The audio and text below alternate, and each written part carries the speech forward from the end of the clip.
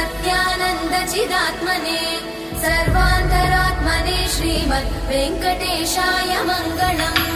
स्वतः सर्वविदे सर्वशक्तये सर्वशेषिने सुलभाय सुशीलाय वेङ्कटेशाय मङ्गलम्। परस्मै ब्रह्मणे पूर्णकामाय परमात्मने प्रयुञ्जे परतत्त्वाय वेङ्कटेशाय मङ्गलम्। आकालतत्त्वमशान्तमात्मनामनुपश्यताम् अतृप्त्यमृतरूपाय वेङ्कटेशाय मङ्गलम्।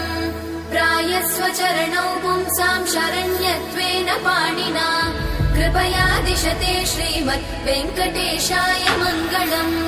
दयामृततरङ्गिण्यास्तरङ्गैरिव शीतलै अपाङ्गैः सिञ्चते विश्वं वेङ्कटेशाय मङ्गलम्।